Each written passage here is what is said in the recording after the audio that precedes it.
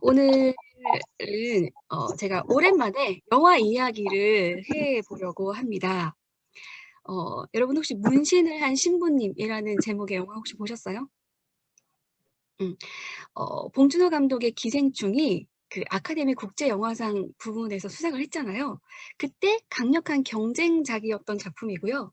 2019년 베니스 국제영화제를 비롯해서 여러 영화제에서 수상했던 작품이에요. 이런 작품은 또 우리가 한번 봐줘야 하는 거잖아요. 그래서 제가 예전에 이 작품을 보려고 한번 시도를 했었는데 그때는 10분도 안 돼서 그냥 꺼버렸었어요.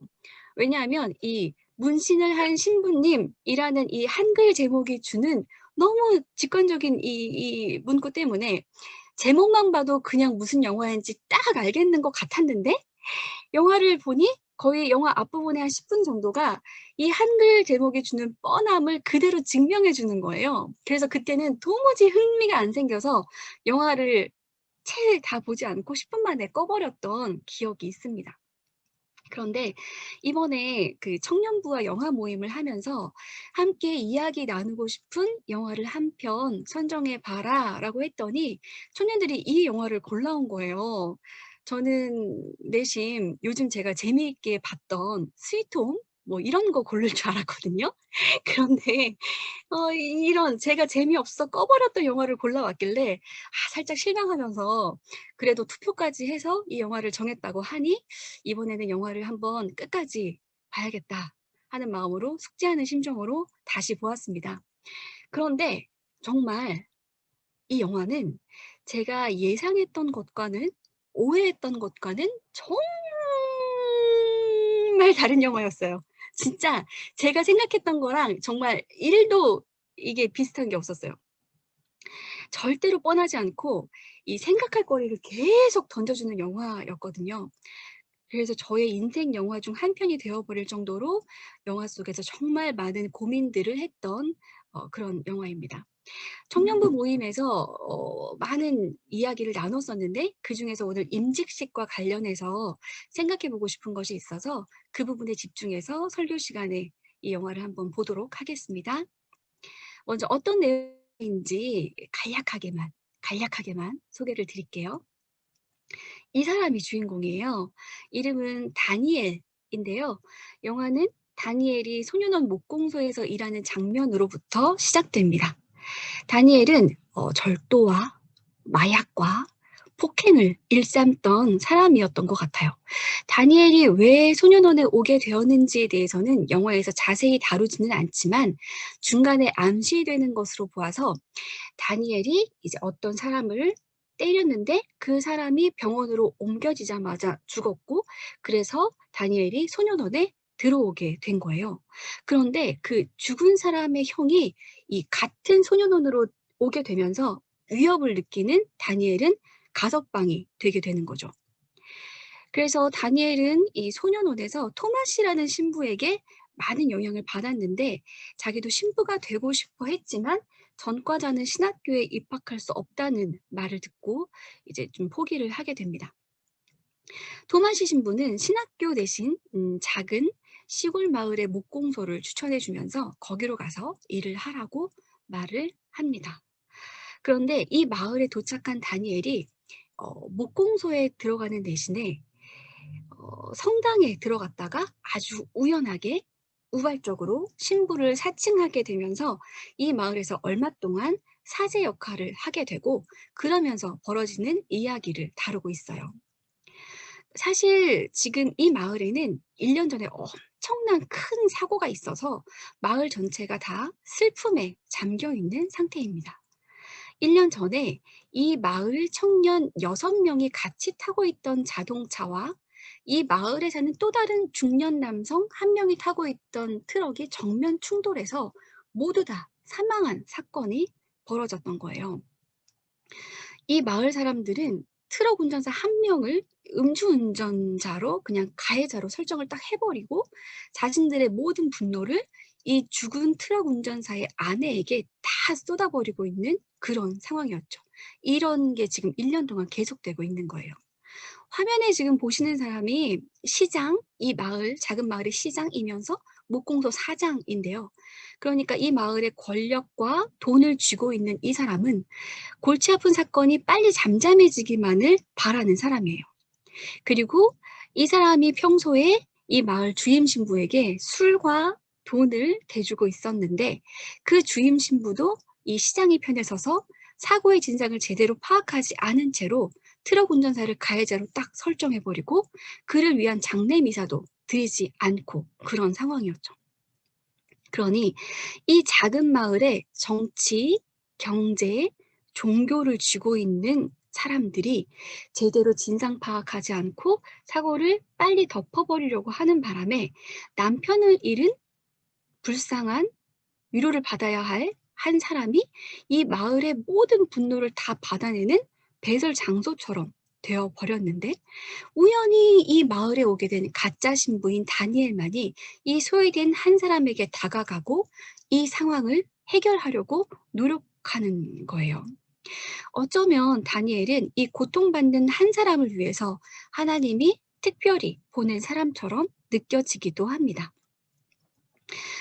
영화는 이 가해자와 피해자를 다시 뒤바꾸는 단순한 방식으로 처리하지는 않고요. 진실이 모호한 상황에서 인간의 존엄의 문제를 다루고 종교와 용서에 대한 문제를 다루는데 다니엘이라는 진짜 같은 가짜 신부를 통해서 무엇이 죄인가에 대한 질문을 던지는 영화예요. 안 보신 분들이 많으실 것 같아서 더 이상의 스포는 하지 않고 꼭 한번 찾아보시기를 권해드립니다. 그런데 이게 15세 이상 등급인데요. 15세 이상 자녀와 같이 보면은 좀 곤란해질 수 있는 상황이 있어요. 그러니까 아이들하고 같이 보는 건 적합하지 않으니 가족이 다 함께 둘러앉아서 영화를 트는 그런 일은 없으시길 바랍니다. 네. 자, 이 영화의 원제는 코르푸스 크리스티, 그리스도의 몸이라는 뜻이에요. 문신을 한 신부님이라는 한글 영화 제목은 정말 이거는 되게 잘못 정한 거예요. 그러니까 성체를 뜻하는 코르푸스 크리스티가 이 영화에 딱 맞는 제목이고 이게 원래 제목이에요. 왜냐하면 다니엘은 신부의 옷을 입고 신부의 역할을 하지만 다니엘이 진심을 다해서 그 일을 하는 그 순간만큼은 다니엘은 신부라기보다는 그리스도의 몸이었거든요. 사실 다니엘이 신부의 옷을 입었다고 해서 그가 갑자기 뭐 경건해지거나 거룩해지거나 뭐 술과 담배를 끊거나 그러지는 않았어요. 오히려 그런 모습들은 과거의 그와 달라진 것이 전혀 없었어요. 다니엘이 분명히 달라진 것은 그가 사람들을 대하는 태도, 세상을 대하는 태도였습니다. 소년원에서 그는 힘 있는 사람이 힘 없는 사람에게 폭력을 가할 때 직접 그 행위에 가담하지는 않더라도 간수가 오는지 안 오는지 망을 보는 사람이었거든요. 그런데 이제 다니엘은 자신에게 위협을 가하면서 과거 교통사고 사건을 다시 들추지 말라고 경고하는 시장 앞에서 저항할 줄 아는 사람이 됩니다. 그리고 마을에서 혼자 소외되어 온갖 욕을 다 먹는 한 사람을 그냥 부하 넘기지 않고 제대로 존중받지 못하던 한 주검을 잘 대해주려고 하고 마을 사람들에게 스스로 자기 자신의 행동을 돌아볼 수 있게끔 애쓰는 모습은 분명히 그리스도의 모습, 그리스도를 닮은 모습이었습니다. 다니엘이 입은 옷은 신부라는 옷이라기보다는 그리스도라는 옷이었습니다. 그리스도로 옷 입는다라는 표현은 성서 전체에서 로마서 13장 14절과 갈라디아서 3장 27절에만 나오는 바울만이 사용하는 독특한 표현이에요. 오늘 갈라디아서 3장 27절에서 바울은 세례를 받은 우리들은 그리스도와 하나가 되고 그리스도를 옷으로 입은 사람들이라고 말을 합니다. 갈라디아서 3장 26절에서 29절을 짧으니 한번 다시 보도록 하겠습니다. 여러분은 모두 그 믿음으로 말미암아 그리스도 예수 안에서 하나님의 자녀들입니다. 여러분은 모두 세례를 받아 그리스도와 하나가 되고 그리스도를 옷으로 입은 사람들이기 때문입니다. 유대 사람도 그리스 사람도 없으며 종도 자유인도 없으며 남자와 여자가 없습니다. 여러분 모두가 그리스도 예수 안에서 하나이기 때문입니다. 여러분이 그리스도께 속한 사람이면 여러분은 아브라함의 후손이요, 약속을 따라 정해진 상속자들입니다.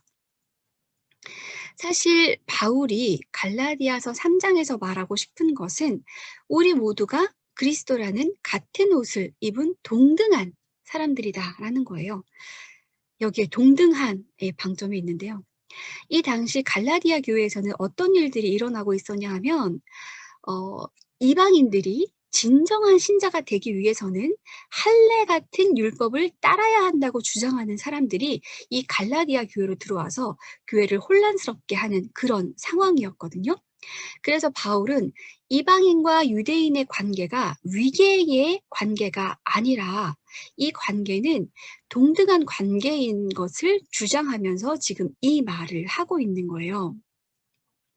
바울은 28절에서와 같이 유대 사람도 그리스 사람도 없다는 말을 하기 위해서 모두가 다 그리스도라는 같은 옷을 입은 사람이다 라고 말하고 있는 것이지만, 오늘 우리는 이 그리스도를 옷 입다, 그리스도로 옷 입다, 이 표현에 집중해서 좀 보려고 합니다. 분명히 그리스도라는 옷은 나 군인이다, 나 의사다, 나 간호사다, 이런 것처럼 나는 그리스도인이다 라는 것 정도를 나타내는 그 정도의 말은 아닐 겁니다. 우리 존재 자체가 그리스도의 몸이 되어서 그리스도처럼 행동한다는 의미일 것입니다. 내 위에 그리스도를 덮어 쓰는 거예요. 복음서들에서 기록하고 있는 예수의 행적을 통해서 우리가 알 수 있듯이 예수는 부당한 권력에 저항하고 고통당하는 약자의 편에 서 계셨고, 또 하나님의 사랑을 전하면서 서로 사랑하고 용서하면서 사는 것을 강조하시고, 하나님의 나라 공동체가 어때야 하는지를 몸소 보여주셨죠. 오늘 문신을 한 신부님 코르푸스 크리스티에서 신부의 옷을 입은 다니엘이 했던 행동이 바로 딱 이것이었습니다. 부당한 권력에 저항하고 고통당하는 약자의 편에 서서 서로 용서하고 화해하도록 만드는 일이었습니다. 그리스도로 옷 입은 사람이 하는 행동은 그냥 딱 이것이어야 합니다. 안타깝게도 영화에서 다니엘은 신부의 옷을 입으면서 그리스도의 옷을 입었고, 신부의 옷을 벗으면서 그리스도의 옷도 벗었지만, 영화 밖에 우리는 신부의 옷을 입어야 그리스도로 옷 입게 되는 것이 아니라는 것을 반드시 기억해야만 합니다. 바울이 갈라디아서 3장 27절에서 말하는 것처럼 세례를 받은 우리 모두는 이미 그리스도로 옷 입은 사람들입니다. 그런데 우리가 덮어쓴 이 그리스도라는 옷은 우리 모두가 입고 있는 옷이지만, 이 옷은 모든 사람에게 다 보이는 옷은 아닌 것 같습니다. 그리스도의 옷은 일반 사람들의 눈에는 보이지 않는 투명 망토이고, 하지만 분명히 그 실체가 있고, 그 옷을 입었다고 스스로 믿는 사람들에게만 보이는 옷입니다. 지금 한번 만져보실래요? 옆에 거울이 있으신 분들은 거울을 한번 보세요. 그리스도의 옷을 입은 자신의 모습이 보이십니까? 여러분의 옷은 어떻게 생겼나요? 네. 아마도 우리가 입고 있는 그리스도의 옷은 다 조금씩은 다르게 생겼을 거예요. 그리고 내가 생각하는 내가 입은 그리스도의 옷하고 남이 나를 봤을 때 입었다고 생각하는 그리스도의 옷은 다를 수 있습니다. 우리는 보통 사람들 눈에는 보이지 않는 이 그리스도라는 옷을 입고 잘못된 권력에 저항하고 약자를 돌보고 이웃을 사랑하고 용서하고 화해를 이루어가는 사람들이 되어야 합니다. 오늘은 임직식이 있는 날입니다. 노창범, 이명희 두 분이 새맘의 장로가 되었음을 공동체 안에서 공식적으로 인정하는 날입니다. 장로가 되어서 장로라는 옷을 새롭게 입게 되지만, 사실 장로라는 옷은 그리스도라는 옷과 다른 옷이 아닙니다. 다만 장로가 되었다는 것은 내가 그리스도로 옷 입은 사람이라는 사실을 계속 자각하면서 사는 사람일 겁니다. 어떤 교회는 뭐 이런 말 있잖아요. 장로가 되기 위해서 주차 관리 봉사를 뭐 몇 년 해야 한다더라. 뭐 이런 말도 있고, 뭐 어떤 교회는 장로가 되기 위해서 돈을 얼마를 헌금해야 한다더라. 뭐 이런 말들 있잖아요. 이런 관습들은 오늘날 교회들이 얼마나 잘못된 생각들을 가지고 있는지 단적으로 보여주는 것이죠. 장로가 되면 물질로, 마음으로 교회의 모든 사람들을 다 챙겨야 된다고 생각을 하는데 저는 꼭 그렇지만은 않다고 생각합니다. 교회 안에서 무슨 일을 잘 하라고, 무슨 일을 하라고 장로로 세운다기보다는 우리 교회 공동체 안에서 한 사람의 모범적인 그리스도인으로 잘 살아내 달라고 그렇게 부탁하는 것이라고 생각합니다. 매일매일 아침마다 그리스도로 옷 입은 내 모습을 거울에 딱 비춰보고 오늘 하루도 그리스도의 몸으로 살아내겠다고 다짐하고 교회 안에서 그리고 교회 밖에서 잘못된 권력에 저항하고 약자를 돌보고 이웃을 사랑하고 용서하고 화해를 이루어가는 사람들로 생활을 좀 해주십시오. 이렇게 부탁받은 사람들이 바로 장로입니다. 우리 새마음은 장로 3년 임기제를 시행하고 있어서 이병환, 이태웅, 임병길 세 분의 장로님이 2020년으로 장로 임기가 끝나셨고요. 이제 2021년은 김주영 장로님과 함께 오늘 새롭게 임직식을 갖는 노창범, 이명희 이렇게 두 분의 장로님이 같이 새마음의 장로로 역할을 해주시게 됩니다. 장로직을 내려놓으시는 세 분은 이제 모든 할 일이 다 끝났다 이렇게 생각하지 마시고요. 그리고 장로직을 감당하실 세 분도 난 이제 죽었구나 이렇게 생각하실 필요도 없습니다.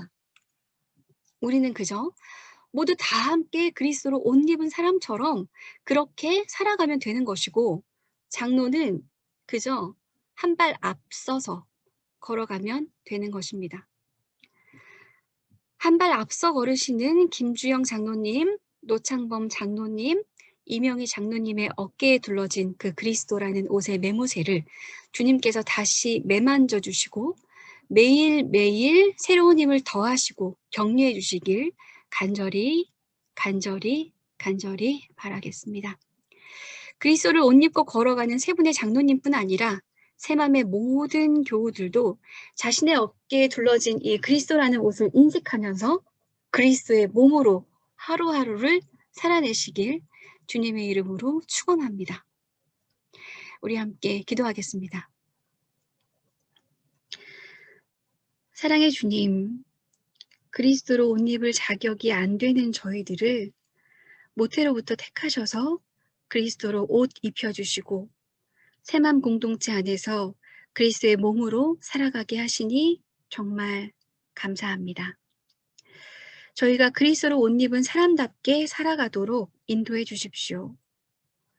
잘못된 권력에 저항하고 약자를 돌보고 이웃을 사랑하고 서로 용서하고 화해를 만들어가는 사람들로 살아내도록 저희를 이끌어 주십시오.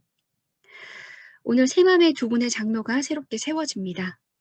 새몸의 장로라는 새로운 옷을 입지만 그것이 그리스도의 옷과 다르지 않다는 것을 반드시 기억하게 하시고 성실하게 그리고 또한 자유하게 그 역할을 잘 감당하도록 도와주십시오. 새맘을 사랑하시고 교회다운 교회로 만들어 가시는 주님을 찬양합니다. 감사드리며 주 예수님 이름으로 기도드렸습니다. 아멘.